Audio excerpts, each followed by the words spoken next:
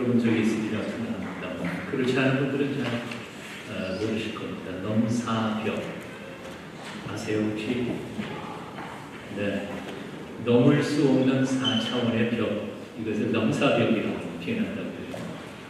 우리가 인생을 살다가 보면 어려운 여러 가지 문제들을 많이 만나게 됩니다. 어떤 때는 쉽게 풀리기도 하지만 어떤 문제들은 아무리 몸부림치고 애쓰고 노력해도 도저히 해결할 수 없는 그런 문제들을 겪게 되기도 합니다. 그런 문제들을 가지고서 젊은 청년들이 넘을 수 없는 4차원의 벽, 넘사벽이라고 표현을 했습니다. 이런 넘사벽을 만날 때 한 3가지 정도의 반응이 있다고 해요. 보통은 대부분의 사람들은 도피한다는 것이죠. 아이들은 시험에 대한 스트레스 때문에 시험만 날짜만 가까이 오면 게임하거나 아니면 게임방으로 도망가 버립니다.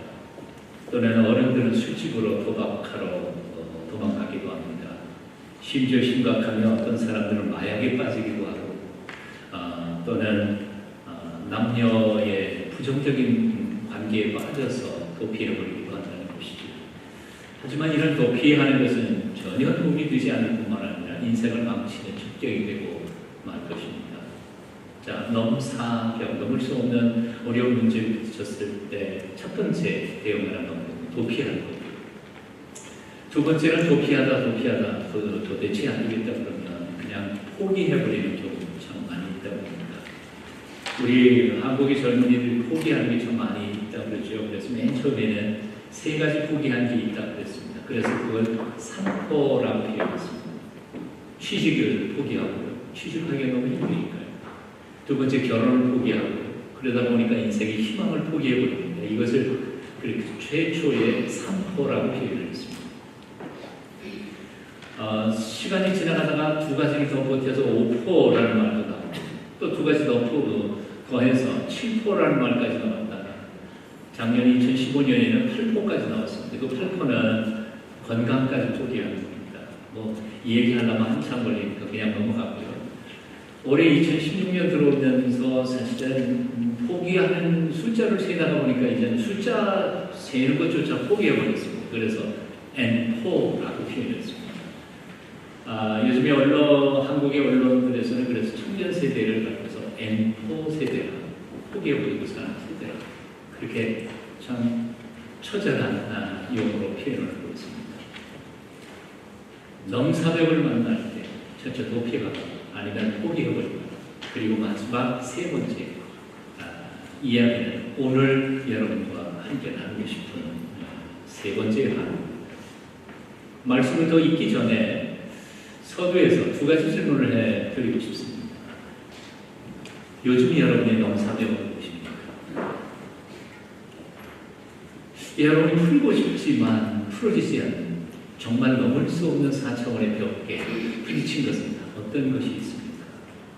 돈 문제입니까? 아니면 직장 문제입니까? 아니면 공부가 제대로 안 되고 있습니까?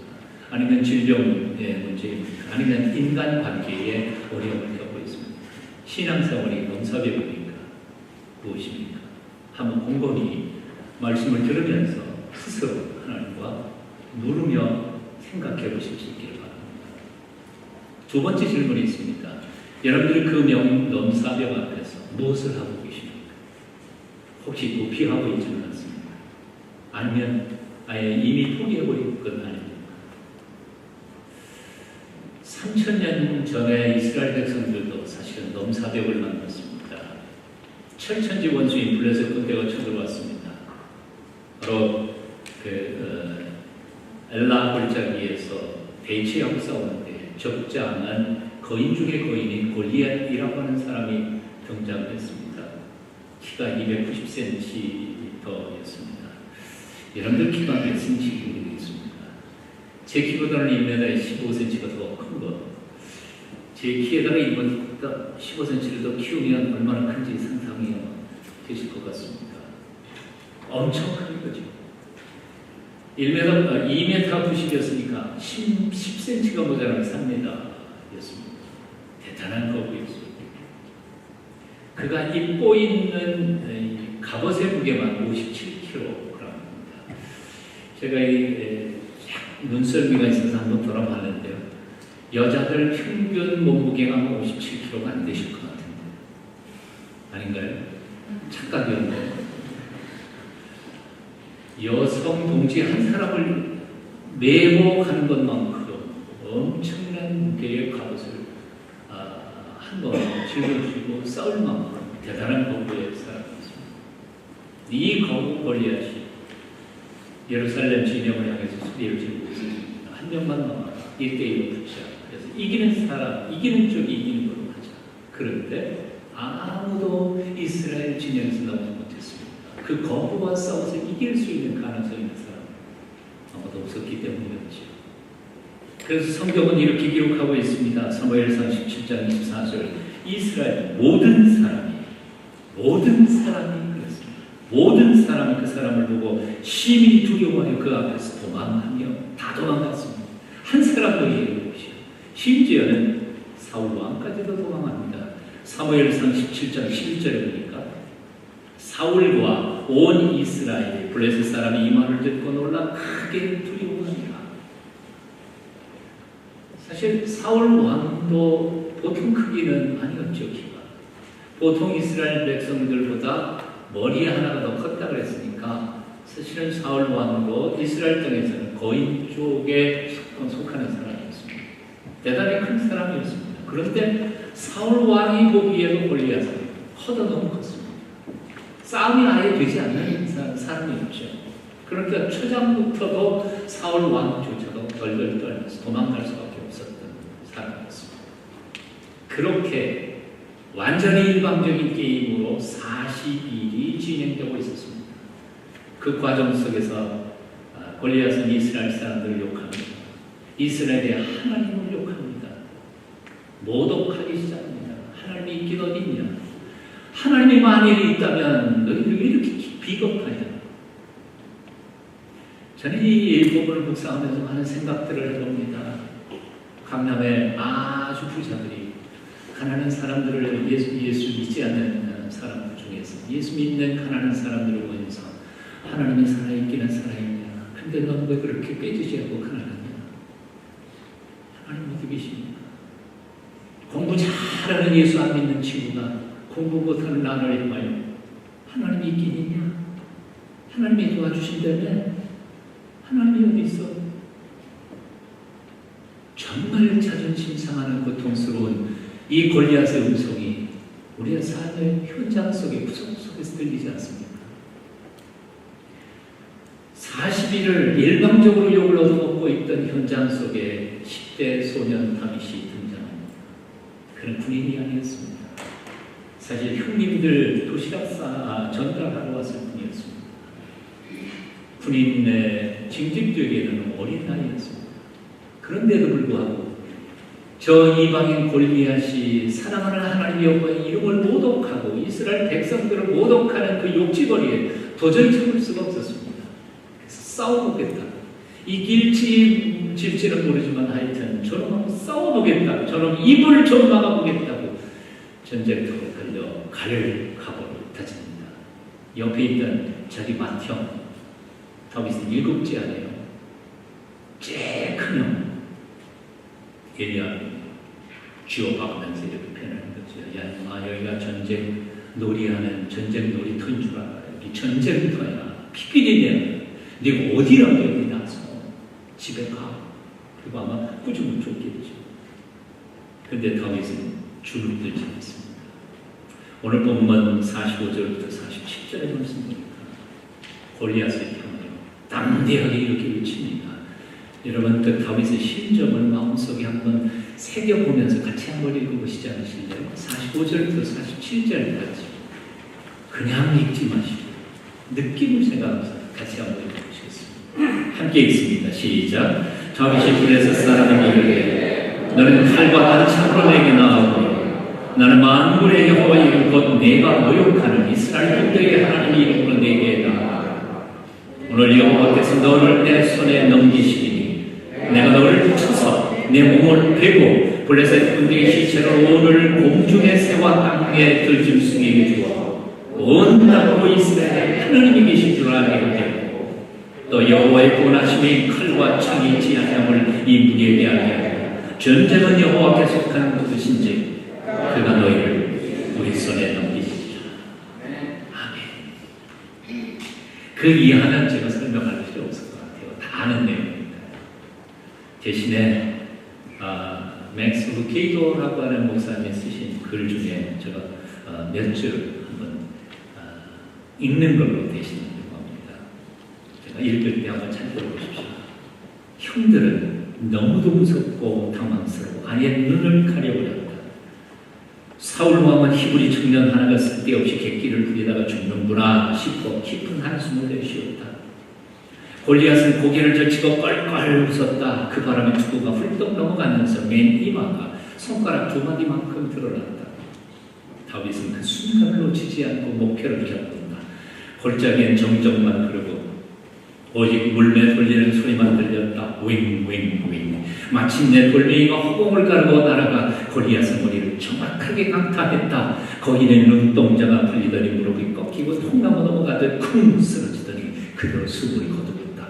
다윗은 골리앗의 칼집에서 장검을 꺼내들었다. 그리고 거인의 목을 내리쳤다.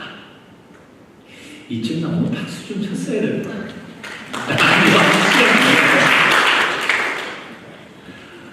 저는 이 문장을 읽을 때마다 정말 신나요. 야, 맥스 루케이도가 어떻게 이 장을 이렇게 잘 써놨을까? 상상도 못했던 기적. 아니 우리는 흙수저, 금수저 얘기를 많이 합니다. 흙수저 물고 태어난 사람하고 금수저 물고 태어난 사람하고 게임이 되겠냐 하는 거죠. 게임이 안 된다는 거예요. 사실 어려워. 빈부의 격차를 뛰어넘어서 또 많은 아이들이 특별 교육, 특수 교육 다 하면서 공부하는 것은 정말 돈이 없어서 그런 거 못하고 쫓아가는 아이들이 정말 극복할 수 있을까? 그럼에도 불구하고 역사는 우리에게 그리고 성경은 우리에게 가르쳐준 것이 얼마든지 가능하다는 거죠. 가장 대표적인 예화가 바로 이 소년 다윗과 골리앗의 싸움의 이야기입니다. 그래서 이 이야기는 지난 3000년 동안 수많은 영역에서 단지 신학 아니고요. 성경에서만이 아니라 심지어는 정치학에서, 경제학에서, 경제 이론에서, 경영학에서 학자들이 이 소년 다윗과 골리앗의 케이스를 얼마나 연구를 많이 하는지 모릅니다. 책들이 엄청나게 많이 나왔습니다. 유진 피터슨 다윗 현실에 뿌리박은 영성, 최광식 다윗 대통령, 말컴 그레드웰 다윗과 골리앗 강자를 이기는 약자의 기술, 맥스 루케이도 골리앗을 이기는 19가지 습관. 책들이 굉장히 많이 있습니다. 인터넷에 한번 뒤져보십시오. 다윗과 골리앗의 게임에서 약자가 강자를 이기는 비결들이 굉장히 많이 나오는데 오늘은 이 한 시간에 딱 3가지만 여러분과 나누고 싶습니다. 그 첫 번째는 뭐예요? 바로 이겁니다. 거룩한 분노라는 것이죠. 한번 따라해보시면 거룩한 분노. 오늘 아침 잡수셨죠? 힘 좀 한번 내보십시오. 거룩한 분노. 골리앗이 사랑을 하는 여호와의 이름이 모독을 받는 소리를 듣고는 도저히 참을 수가 없었다는 것이죠. 10대 소년 자기가 그 거부, 싸움으로 몸을 평생을 다져온 그 살인 기계였던 골리앗과 싸워서 이길 수 있는 가능성이 과연 얼마나 되었을까? 정말 다윗이 이길 수 있다고 생각하고 뛰어든 것이었을까?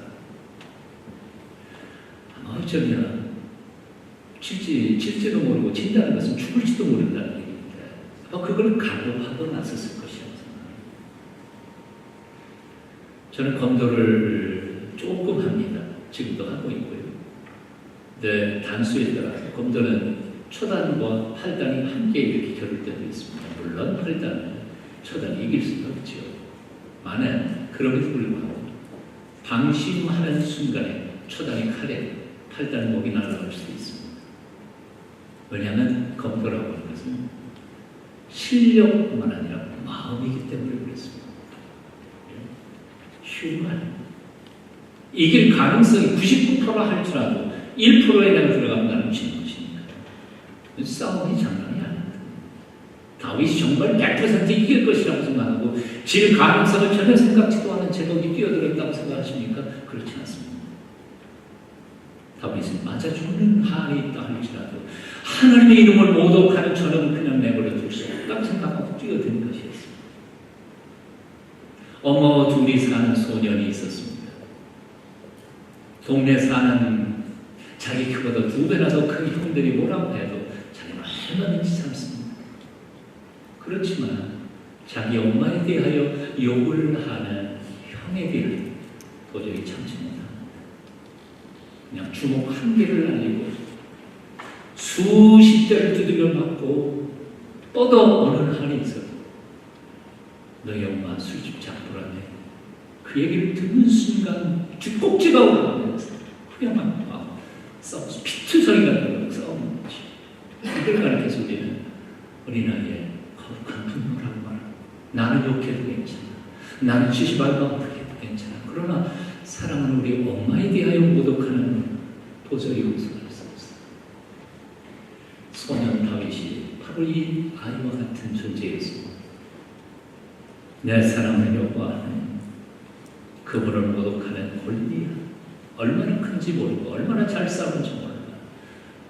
내가 뛰어갔다가 목이 잘릴지도 몰라. 그러나 나는 그냥 내버려둘 수는 없어요. 오늘 26절에 보면 이런 말씀이 있어요. 이 한례 없는 블레셋 사람이 누군가인데 사실은 하나님의 군대를 모욕합니다. 36절 살아계신 하나님의 군대를 모욕하는 자를 어찌 내가 그대로 둘 수 있사오니까. 사무엘상 17장에 이 소년의 큰 뜨거운 열정, 분노가 가득 차 있습니다. 주의 깊게 한번 묵상하면서 읽어보십시오. 오늘날 현대의 그리스도인들 중에 자기 자신의 자존심을 모욕했든지 그러면 화를 단단히 냅니다. 그러나 하나님의 이름이 모독을 받는 데에는 정말 뻔하네요. 교회가 모독을 받는데 자기가 한 추념을 들어요. 나도 예수 믿는 사람이지만 교회가 어쩌고 저쩌고 참 그런 얘기를 듣다가 보면 목사로서 가슴이 참 찢어져요. 지도 그리스도인이면서 지도 하나님을 믿으면서 하나님의 이름이 모독을 받는데 어떻게 지금 가만히 듣고 같이 박수 치고 있느냐는 거예요. 거룩한 분노란 내가 모욕을 받을 때가 아니라 거룩하신 하나님의 이름이 모독을 받고 그 하나님의 뜻이 이 땅에 온전히 이루어지지 않을 때에 속이 상해서 통곡하는 분노를 거룩한 분노라고 말합니다. 하나님은 세상을 아름답게 지으셨습니다. 그런데 지금 우리가 보는 세상은 얼마나 추악해졌습니까? 하나님은 사람들을 참으로 선하게 지으셨습니다. 그런데 오늘날 이 세상에 사람들은 얼마나 악해졌습니까? 예전에는 동방의 의지국이라고 불렀더니 대한민국 우리나라 요즘 얼마나 쑥밭이 되어버렸지. 망나니 세상이 되어버렸는지 모릅니다. 부모가 자식을 죽이는 일도 있고요. 자식이 부모를 죽이기도 하고요.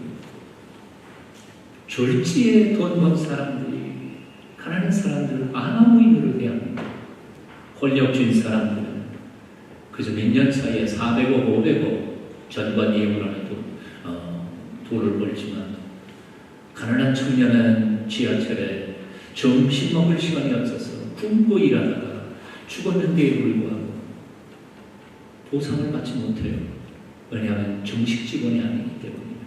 그냥 가슴 아픈 일들이에요. 어떤 여자분이 지하철 화장실에 들어갔다가 웬 남자가 들어와서 그냥 죽였어요. 마음 놓고 화장실도 제대로 못 들어가요. 등산도 못해요. 뭐 이런 세상이 나왔습니다. 우리 아이들을 유치원에 그리고 어린이집에 마음 놓고 보내지 못해요. 믿을 수가 없었어요. 선생님.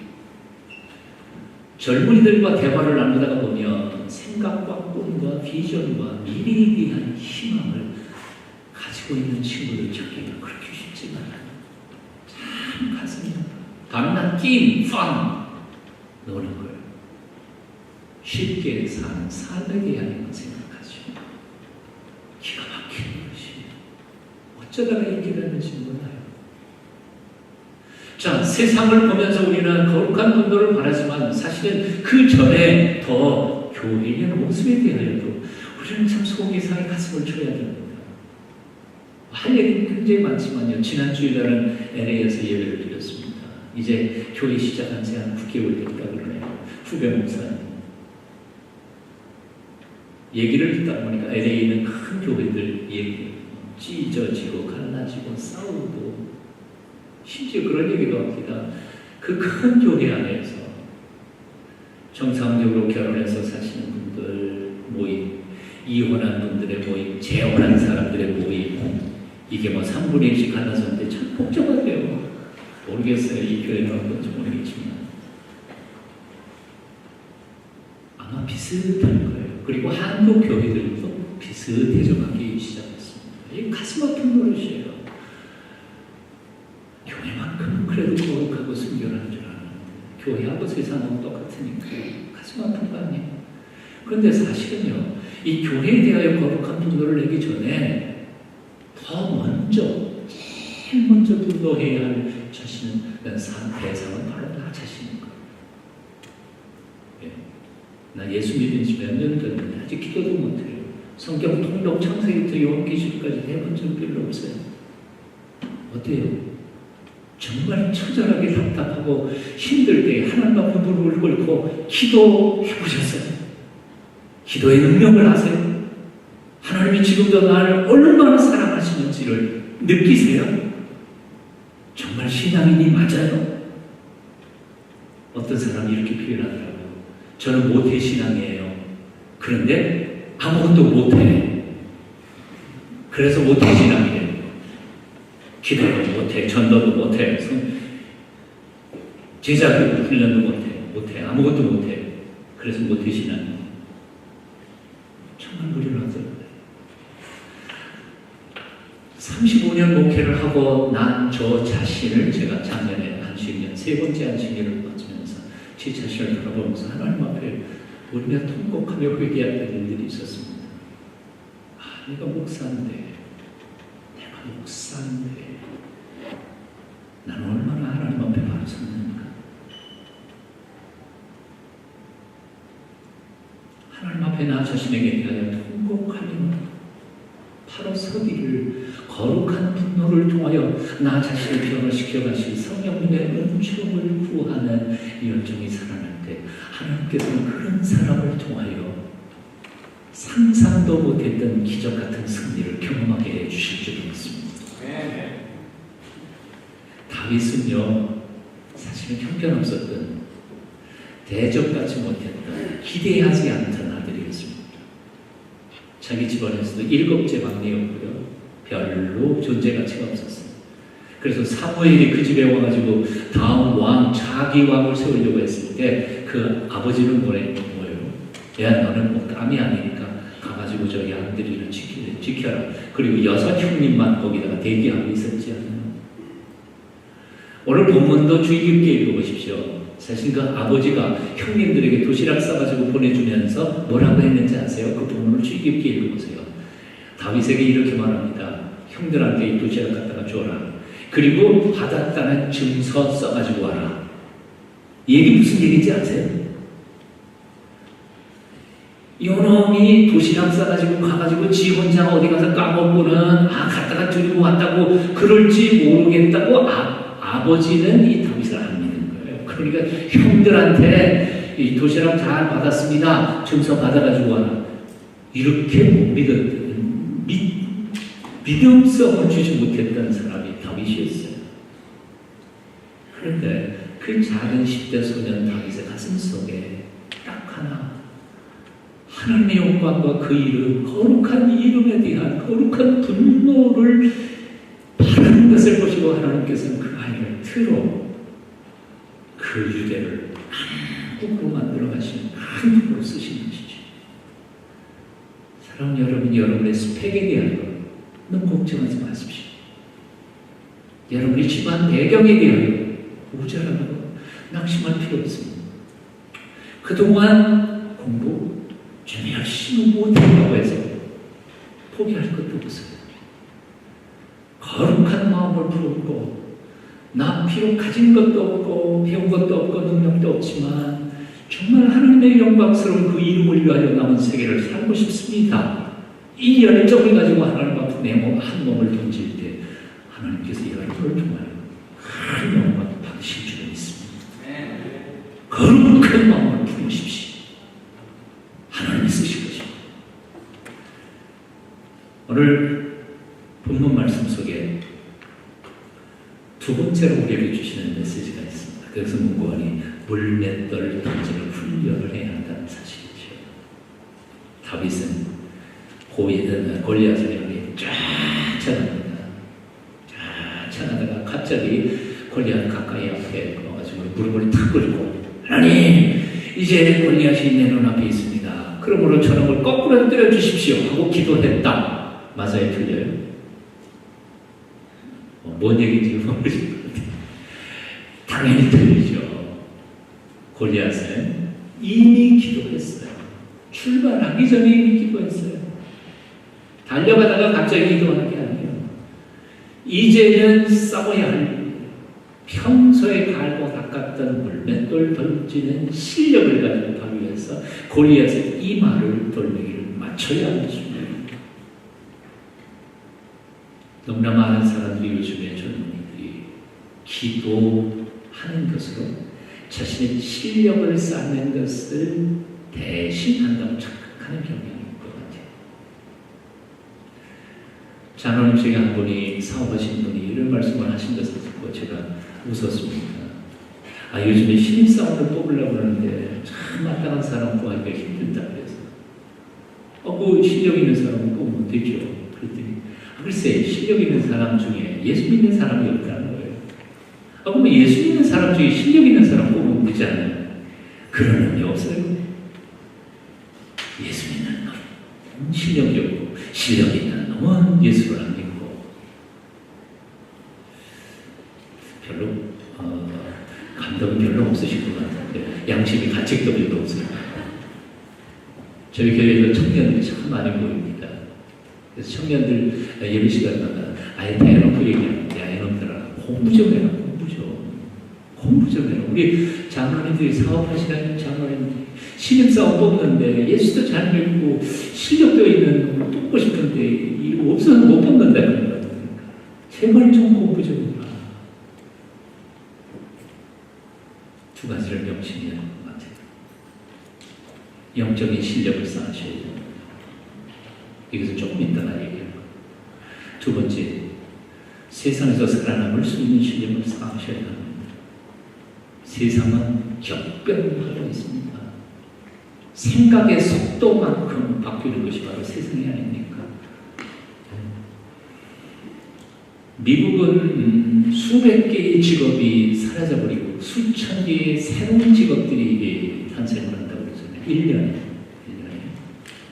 한국에 그동안은 철밥풀이라고 하는 직업들이 있었습니다. 의사, 변호사, 검사 이런 사자 붙은 몇 가지 직업들이죠. 그런데 최근에 제가 성경 공부하는 그룹에도 보면 거기 변호사도 있고 의사도 있고 여러분들 있지만 얘기를 들어보면요. 의사 중에요. 신용불량자 의사도 있습니다. 많아요. 병원 문 닫는 사람 많아요. 의사라고 해서 다 그렇게 잘하는 게 아니에요. 변호사 중에 1년에 10만 원인가 20만 원인가 변호사 회에 회비를 못 내는 분들이 있어요. 일감을 못 받으니까요, 변호사가. 그러니까 변호사 자격증을 따고 지금 7급 공무원 시험 준비를 하고 있는 사람이 있어요. 이게 옛날하고는 틀려요. 그러니까 이게 스펙이 중요한 게 아니라 정말 자기 실력이 필요해요.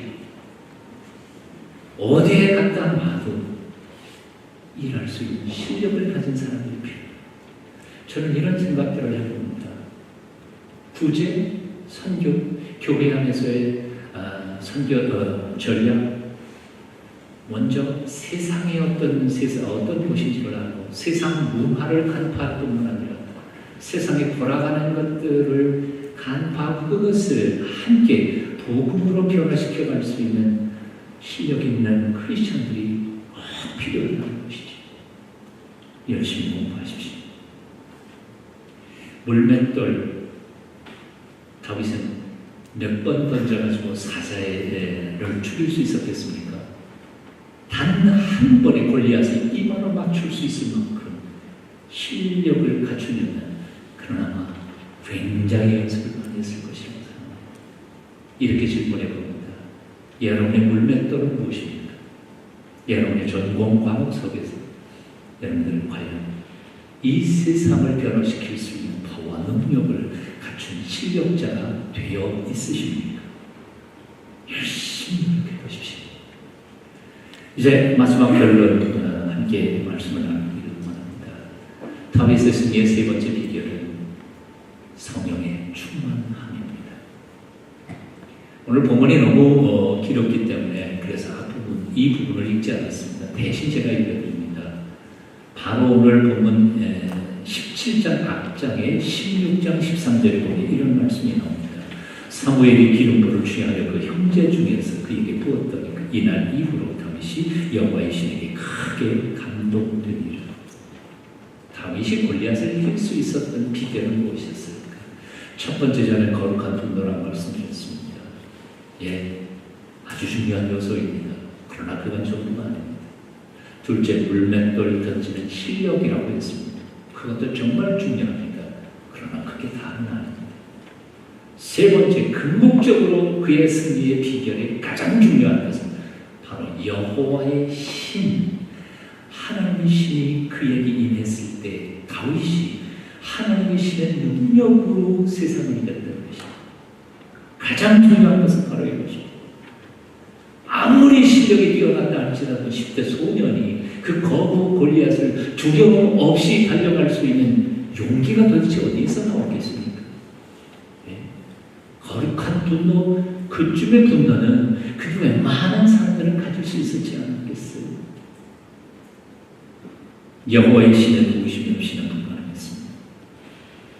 3년 동안 예수님을 따라다녔던 제자들 3년 동안 제자 훈련을 철저하게 배웠습니다. 예수님께서 직접 가르치셨습니다. 그리고 예수님께서 하루에 1시간씩 제자 훈련하게 하고요. 24시간 함께 먹고 함께 자면서 함께 보여주시면서 가르쳐주시면서 3년 동안 제자 훈련을 시켰습니다. 결과는 어떻게 됐습니까? 겟세마네 동산에서 다듬하고 끌려갔습니다. 우리 한국 교회의 제자 훈련을 교회에 새롭게 시작했던 분들은 저는 CC 출신이니까 따로 했습니다만 아마 옥하는 목사님이 하신 제자 훈련 시스템이 제일 강화된 것이라고 합니다. 한 주에 한 3시간 내지 4시간 훈련합니다. 그렇게 해서 1년 동안 하면 제자 훈련이고요. 제자 훈련 1년 동안 마치면 그 다음에 순장 훈련이라고 해서 또 1년 합니다. 그렇게 해서 2년 하지요. 2년. 일주일에 3시간. 2년. 그것도 예수님이 직접 가르치는 게 아니라 그래서 목사가 흠만 목사가 과연 그 제자 훈련을 통해서 사람이 바뀔까요? 과연 그들이 세상을 바꿀 수 있는 하나님의 사람들로 변화될 수 있을까요? 성령께서 도와주시지 않으시면 아무것도 안 돼요.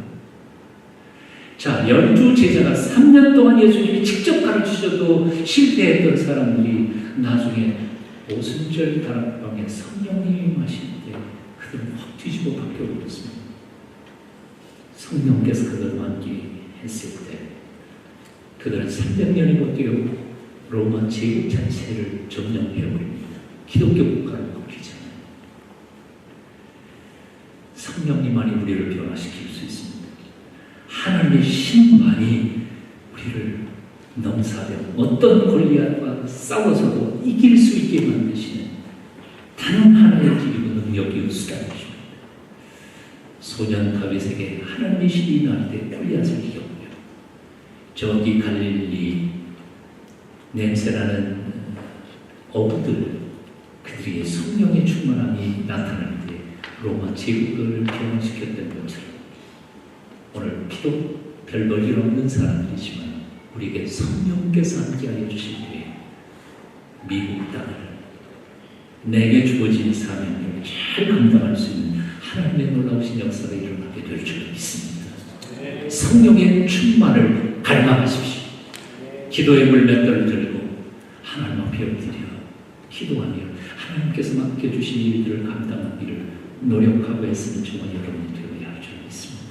이제 말씀을 맺으면서 다시 한 번 더 질문을 해봅니다. 오늘 여러분의 마음을 가로막고 있는 골리앗은 무엇입니까? 다시 한 번 생각해 보십시오.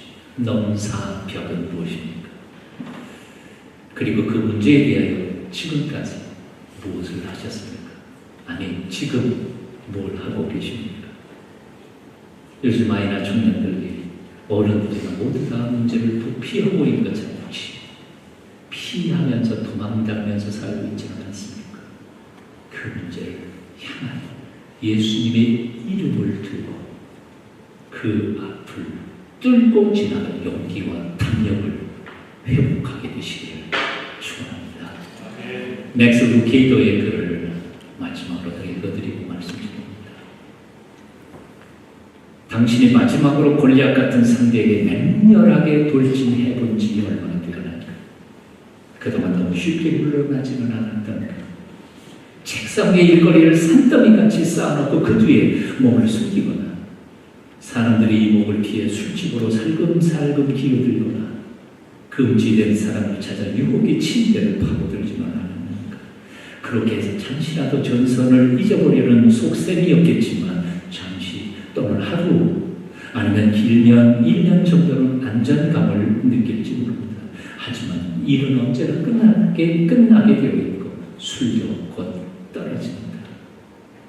도피처로 삼았던 사람은 쉽게 떠나버린다. 그때부터 다시 골리앗의 음성이 들려오고 당장이라도 잡아먹을 듯 고통을 받는다. 도대체 언제까지 도망만 다닐 것인가? 하나님 여호와의 이름을 붙고 거인을 향하여 돌진하라. 이 혼이라는 거인아, 넌 절대 우리 집에 못 들어와. 우울증이라는 골리앗아, 평생 덤벼봐라. 넌 날 결코 이길 수 없어. 술, 고집, 아동학대, 불안감 내 인생에서 썩 사라져버려. 물매의 돌멩이를 매겨 거인을 향해 날렸던 게 도대체 나의 인생의 온전적 이야기였던가? 너무 까마득해 기억조차 나지 않는가? 그럼 이제라도 소년 목동을 모델로 삼으라. 일어나 기도의 물매의 돌멩이를 매겨 사탄의 이마를 향하여 날려라. 넉넉히 이기리라.